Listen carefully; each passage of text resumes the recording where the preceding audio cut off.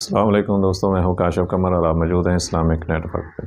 دوستوں، Islamic net work میں ہم کتاب مشکوٰۃ المصابیح کا مطالعہ کر رہے ہیں، اور اس میں اب تک ہم نے اس کے پہلی جلد پڑھ لی ہے، اور دوسری جلد والیوم 2 ہے، اس میں ہم کتاب البیوع کا وہ مطالعہ کر رہے ہیں، اور کتاب البیوع کے بھی کافی سارے چیپٹر وہ ہم پڑھ چکے ہیں، اور آج جو ہم نے اس میں پڑھنا ہے کتاب البیوع میں وہ ہے اجارہ کا بیان۔ ایک اجارہ کیا ہے اور اس کا بیان کیا ہے۔ حدیث نمبر 2981۔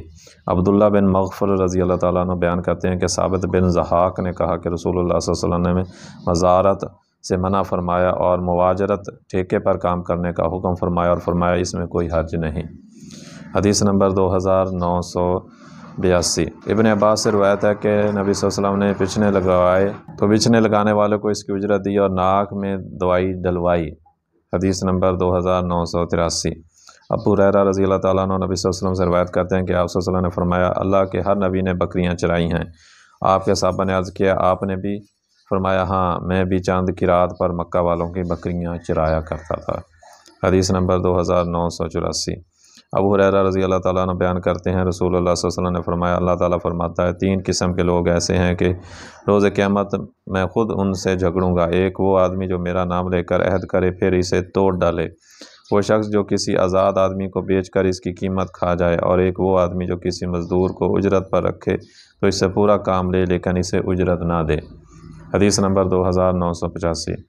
ابن عباس سے روایت ہے کہ نبی صلی اللہ علیہ وسلم کے چند صحابہ کا پانی کے گھاٹ کے پاس سے گزر ہوا تو وہاں ایک آدمی تھا جسے بچھو یا سانپ نے ڈس لیا تھا۔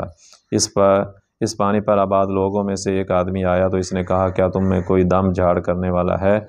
کیونکہ ہماری آبادی میں ایک آدمی ہے جسے بچھو یا سانپ نے ڈس لیا ہے۔ ان صحابہ کرام میں سے ایک آدمی گیا اور کچھ بکریوں کے عوض اس پر سورہ فاتحہ پڑھی اور بکریاں لے کر اپنے ساتھیوں کے پاس آیا تو انہوں نے اسے ناپسند کیا اور کہا، کیا تم نے اللہ کی کتاب پر اجرت لی؟ حتیٰ کہ وہ مدینہ پہنچ گیا تو انہوں نے عرض کیا، اللہ کے رسول، اس نے اللہ کی کتاب پر اجرت لی ہے۔ رسول اللہ صلی اللہ علیہ وسلم نے فرمایا، جس چیز پر تم اجرت لینے کے سب سے زیادہ حقدار ہو وہ اللہ کی کتاب ہے، اور ایک دوسری حدیث میں ہے، تم نے ٹھیک کیا، تقسیم کرو اور اپنے ساتھ میرا بھی حصہ مقرر کرو۔ حدیث نمبر 2986۔ خارجہ بن سلط اپنے چچا سے روایت کرتے ہیں، انہوں نے کہا، ہم رسول اللہ صلی اللہ علیہ وسلم کے پاس سے واپس آ رہے تھے تو ہم ایک عرب قبیلے کے پاس آئے تو انہوں نے کہا، ہمیں پتہ چلا کہ تم اس آدمی سے خیر یعنی قرآن لے کر آ رہے ہو، کیا تمہارے پاس کوئی دوائی یا دم ہے؟ کیونکہ ہمارے پاس ایک مجنون شخص جکڑا ہوا ہے۔ ہم نے کہا، ہاں۔ وہ اس جکڑے ہوئے دیوانے کو لے آئے تو میں نے 3 روز صبح و شام اس پر سورہ فاتحہ کا دم کیا، میں اپنی تھوک منہ میں جمع کر لیتا پھر اسے مجنون پر تھوک دیتا۔ راوی بیان کرتے ہیں، اس کی بیماری اور دیوانگی جاتی رہی تو انہوں نے مجھے اجرت دی تو میں نے کہا، نہیں، میں اسے نہیں لوں گا حتیٰ کہ میں نبی صلی اللہ علیہ وسلم سے پوچھ لوں۔ آپ صلی اللہ علیہ وسلم نے فرمایا، میری عمر کی قسم کھاؤ، کچھ ایسے ہیں جو جھوٹے دم کے ذریعے کھاتے ہیں جبکہ تم نے اچھے دم سے کھایا۔ حدیث نمبر 2987۔ عبداللہ بن عمر رضی اللہ تعالیٰ عنہ بیان کرتے ہیں، رسول اللہ صلی اللہ علیہ وسلم نے فرمایا، مزدور کو اس کی اجرت اس کا پسینہ خشک ہونے سے پہلے ادا کرو۔ حدیث نمبر 2988۔ حسین بن علی رضی اللہ تعالیٰ عنہ بیان کرتے ہیں، رسول اللہ صلی اللہ علیہ وسلم نے فرمایا، سائل کا حق ہے خواہ وہ گھوڑے پر آئے۔ احمد، ابو داؤد اور مصابی میں مرسل روایت ہے۔ حدیث نمبر 2989۔ عتبہ بن منذر بیان کرتے ہیں، ہم رسول اللہ صلی اللہ علیہ وسلم کی خدمت میں حاضر تھے کہ آپ نے سورۃ الطاسیم تلاوت فرمائی، حتیٰ کہ آپ موسیٰ علیہ السلام کے قصہ پر پہنچے تو آپ صلی اللہ علیہ وسلم نے فرمایا، موسیٰ علیہ السلام نے اپنی شرمگاہ کی حفاظت کی اور شکم سیری کی خاطر اپنے آپ کو 8 یا 10 سال مزدوری پر لگائے رکھا۔ حدیث نمبر 2990۔ عبادہ بن صامت بیان کرتے ہیں، میں نے عرض کیا، اللہ کے رسول، ایک آدمی نے ایک کمان مجھے بطور ہدیہ دی ہے، اور یہ اس لیے کہ میں اسے کتاب اور قرآن کی تعلیم دیا کرتا تھا، اور وہ کوئی مال نہیں، میں نے اس سے کہ اللہ کی راہ میں تیر اندازی کروں گا۔ آپ صلی اللہ علیہ وسلم نے فرمایا، اگر تو پسند کرتا ہے کہ تجھے آگ کا طوق ڈال دیا جائے تو پھر اسے قبول کر لے۔ حدیث نمبر کتاب البیوع میں ہے بنجر زمین کو آباد کرنے اور پانی کی باری کا بیان۔ حدیث نمبر 2991۔ عائشہ رضی اللہ تعالیٰ عنہ نبی صلی اللہ علیہ وسلم سے روایت کرتی ہیں، آپ صلی اللہ علیہ وسلم نے فرمایا، جو شخص کسی بنجر بے آباد زمین کو جو کسی کی ملکیت نہ ہو آباد کرے تو وہ اس کا زیادہ حقدار ہے۔ عروہ بیان کرتے ہیں، عمر رضی اللہ تعالیٰ عنہ نے اپنی خلافت میں اسی کے مطابق فیصلہ کیا۔ حدیث نمبر 2992۔ ابن عباس سے روایت ہے کہ صہب بن جسامہ نے بیان کیا، میں نے رسول اللہ صلی اللہ علیہ وسلم کو فرماتے ہوئے سنا، چراغاں تو صرف اللہ اور اس کے رسول کے لیے ہے۔ حدیث نمبر 2993۔ عروہ بیان کرتے ہیں کہ زبیر رضی اللہ تعالیٰ عنہ کا حرہ کے برساتی نالے کے بارے میں ایک انصاری آدمی سے جھگڑا ہو گیا تو نبی صلی اللہ علیہ وسلم نے فرمایا زبیر پہلے تم سیراب کر لو پھر اپنے پڑوسی کے لیے چھوڑ دو۔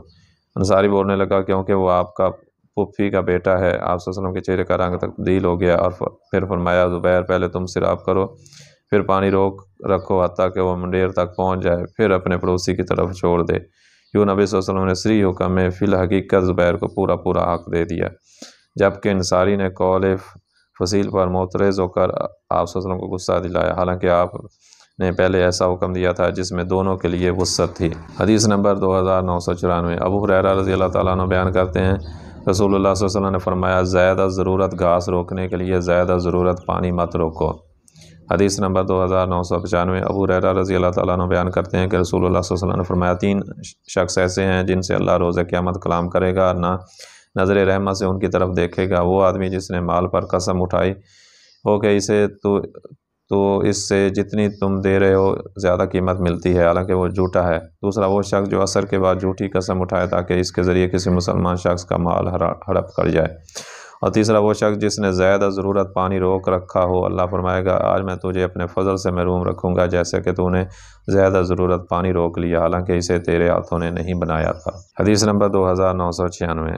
حسن ثمرہ سے اور وہ نبی صلی اللہ علیہ وسلم سے روایت کرتے ہیں آپ صلی اللہ علیہ وسلم نے فرمایا جو شخص کسی بنجر زمین پر 4 دیواری کر لے تو وہ قطع زمین اس کا ہے۔ حدیث نمبر 2997۔ اسماء بنت ابی بکر سے روایت ہے کہ رسول اللہ صلی اللہ علیہ وسلم نے زبیر کو جگیر میں کچھ کھجوروں کے درخت عطا فرمائے۔ حدیث نمبر 2998۔ ابن عمر سے روایت ہے کہ نبی صلی اللہ علیہ وسلم نے زبیر کے لیے ان کے گھوڑے کی دوڑ تک مسافت کا رقبہ جگیر میں عطا کیا۔ انہوں نے اپنا گھوڑا دوڑایا حتیٰ کہ وہ کھڑا ہو گیا، پھر انہوں نے اپنا گھوڑا پھینکا۔ آپ صلی اللہ علیہ وسلم نے فرمایا جہاں تک گھوڑا پہنچا ہے وہاں تک رقبہ اسے عطا کر دو۔ حدیث نمبر 2999۔ علقمہ بن وائل اپنے والد سے روایت کرتے ہیں کہ نبی صلی اللہ علیہ وسلم نے حضرموت یمن کے علاقے میں انہیں جگیر دی۔ وہ بیان کرتے ہیں آپ صلی اللہ علیہ وسلم نے معاویہ کو میرے ساتھ بھیجا اور فرمایا وہ انہیں دے آؤ۔ حدیث نمبر 3000۔ ابیز بن حمال ماربی سے روایت ہے کہ وہ رسول اللہ صلی اللہ علیہ وسلم کی خدمت میں آئے تو آپ سے عرب کے نمک کی کان بطور جگیر طلب کی تو آپ نے وہ اسے عطا کر دی۔ جب وہ آدمی واپس مڑا تو ایک آدمی نے عرض کیا اللہ کے رسول آپ نے تو اسے دائمی چیز عطا فرما دی۔ راوی بیان کرتے ہیں آپ صلی اللہ علیہ وسلم نے اس سے واپس لے لیا، اور راوی بیان کرتے ہیں کہ اس نے رسول اللہ صلی اللہ علیہ وسلم نے پوچھا پیلوں کے درختوں کی زمین کس قدر دور جا کر گھیر لی جائے؟ فرمایا جہاں اونٹ نہ پہنچ پائیں۔ حدیث نمبر 3001۔ ابن عباس بیان کرتے ہیں کہ رسول اللہ صلی اللہ علیہ وسلم نے فرمایا مسلمان 3 چیزوں پانی، گھاس اور آگ میں حصہ دار ہیں۔ حدیث نمبر 3002۔ اسمر بن مزرس بیان کرتے ہیں کہ میں نبی صلی اللہ علیہ وسلم کی خدمت میں حاضر ہوا تو میں نے آپ کی بیعت کی۔ آپ صلی اللہ علیہ وسلم نے فرمایا جو شخص کسی ایسے پانی چشمے پر جہاں کوئی مسلمان نہ پہنچا ہو پہلے پہنچ جائے تو وہ پانی اسی کا ہے۔ حدیث نمبر 3003۔ طاؤس سے مرسل روایت ہے کہ رسول اللہ صلی اللہ علیہ وسلم نے فرمایا جو شخص بنجر زمین کو آباد کر لے تو وہ اسی کی ہے، اور قدیم بنجر زمین اللہ اور اس کے رسول کی ہے، پھر وہ میری طرف سے تمہارے لیے ہے۔ حدیث نمبر 3004۔ شرح سنہ میں مروی ہے کہ نبی صلی اللہ علیہ وسلم نے عبداللہ بن مسعود کو مدینہ میں کچھ گھر بطور جگیر عطا کیے۔ وہ انصار کے گھروں اور نخلستان کے درمیان تھے۔ بنو عبد بن زہرہ نے کہا ابن ام عبد عبداللہ بن مسعود کو ہم سے دور کر دیں، تو رسول اللہ صلی اللہ علیہ وسلم نے انہیں فرمایا تب اللہ نے مجھے مبعوثی کیوں کیا؟ بے شک اللہ اس امت کو پاک نہیں کرتا جس میں ان کے ضعیف شخص کو اس کا حق نہ دلایا جائے۔ حدیث نمبر 3005۔ عمر بن شعیب اپنے والد سے اور وہ اپنے دادا سے روایت کرتے ہیں کہ رسول اللہ صلی اللہ علیہ وسلم نے سلم رور کے بارے میں فیصلہ فرمایا کہ اس کو روکا جائے حتیٰ کہ وہ پانی ٹخنوں تک پہنچ جائے، پھر بلائی حصے سے نشیبی حصے کو پانی چھوڑا جائے۔ حدیث نمبر 3006۔ سمرہ بن جندب سے روایت ہے کہ ان کے کھجوروں کے کچھ درخت ایک انصاری شخص کے باغ میں تھے اور اس کے بچے بھی اس شخص کے ساتھ باغ میں تھے۔ سمرہ جب اس شخص کے پاس جاتے تو وہ ان سے تکلیف محسوس کرتا۔ وہ نبی صلی اللہ علیہ وسلم کی خدمت میں حاضر ہوا اور آپ کو ساری بات بتائی تو نبی صلی اللہ علیہ وسلم نے سمرہ کو اپنے پاس بلایا تاکہ وہ اسے فروخت کر دیں، لیکن انہوں نے انکار کر دیا۔ آپ نے مطالبہ کیا ان درختوں کے بدلے میں کسی اور جگہ لے لو، لیکن انہوں نے انکار کر دیا۔ فرمایا اسے ہوا کر دو، اور آپ صلی اللہ علیہ وسلم نے ترغیب کے انداز میں فرمایا کہ تمہیں جنت میں یہ کچھ ملے گا۔ انہوں نے پھر بھی انکار کیا۔ آپ صلی اللہ علیہ وسلم نے فرمایا تم تکلیف پہنچانے والے ہو۔ آپ صلی اللہ علیہ وسلم نے انصاری شخص سے فرمایا جاؤ اس کے کھجوروں کے درخت کاٹ دو۔ اور جابر سے مروی حدیث ہے جس نے بنجر زمین کو آباد کیا سعید بن زید کی روایت سے باب الغضب میں ذکر کی، اور ہم ابو سلمہ سے مروی حدیث ہے جس نے کسی کو تکلیف پہنچائی تو اللہ نے اسے تکلیف پہنچائی میں ذکر کیا ہے۔ حدیث نمبر 3007 عائشہ رضی اللہ تعالیٰ عنہ سے روایت ہے کہ انہوں نے عرض کیا، اللہ کے رسول وہ کون سی چیز ہے جس کا روکنا حلال نہیں؟ آپ صلی اللہ علیہ وسلم نے فرمایا پانی، نمک اور آگ۔ وہ بیان کرتی ہیں کہ میں نے عرض کیا، اللہ کے رسول پانی کی اہمیت و ضرورت کا تو ہمیں پتہ ہے، لیکن نمک اور آگ کی تو وہ صورت نہیں۔ آپ صلی اللہ علیہ وسلم نے فرمایا، حمیرہ جس شخص نے آگ دی تو گویا اس نے اس آگ سے پکنے والی تمام چیزیں صدقہ کیں، اور جس نے نمک دیا تو گویا اس نے نمک سے جن چیزوں کو لذیذ بنایا تو وہ تمام چیزیں اس نے صدقہ کیں۔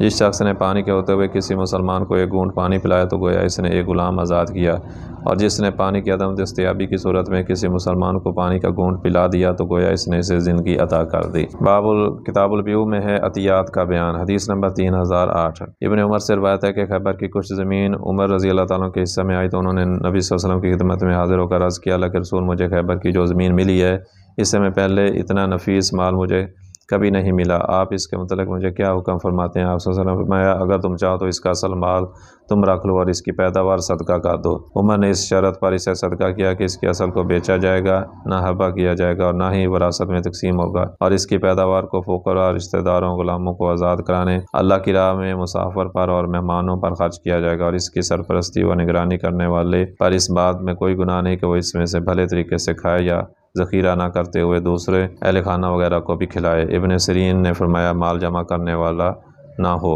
حدیث نمبر 3009 ابو ہریرہ رضی اللہ تعالیٰ نبی صلی اللہ علیہ وسلم سے روایت کرتے ہیں، آپ صلی اللہ علیہ وسلم نے فرمایا عمر بھر کا عطیہ جائز ہے۔ حدیث نمبر 3010 جابر رضی اللہ تعالیٰ نبی صلی اللہ علیہ وسلم سے روایت کرتے ہیں، آپ صلی اللہ علیہ وسلم نے فرمایا عمری لینے والے کے وارثوں کی میراث ہے۔ حدیث نمبر 3011 جابر رضی اللہ تعالیٰ عنہ بیان کرتے ہیں کہ رسول اللہ صلی اللہ علیہ وسلم نے فرمایا، جس شخص اور اس کی اولاد کو عمرہ دیا گیا تو وہ انہی کا ہے، جن کو دیا گیا وہ دینے والے کو واپس نہیں ہوگا، کیونکہ اس نے ایک ایسا عطیہ دیا ہے جس میں میراث واقع ہو گئی ہے۔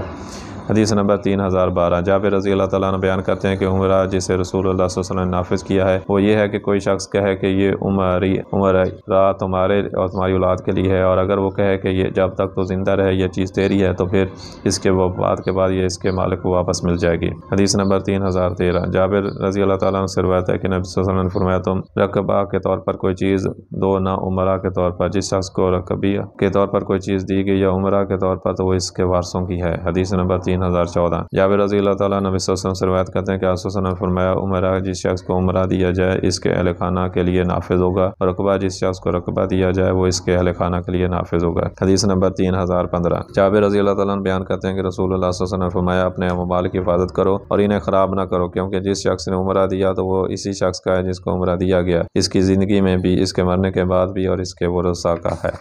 تو دوستو یہ تھی آج کی ویڈیو، امید ہے کہ یہ ویڈیو آپ کو پسند آئی ہوگی۔ اگر ویڈیو پسند آئی ہے تو اس کو لائک کریں اور اپنے دوستوں کے ساتھ شیئر بھی کریں، اور اگر آپ کو ہمارا یہ چینل پسند ہے تو اس کو سبسکرائب کر لیں تاکہ ہر نئی آنے والی ویڈیو نوٹیفیکیشن کے ذریعے آپ تک پہنچ سکے۔ اندر ویڈیو تک کے لیے اللہ حافظ۔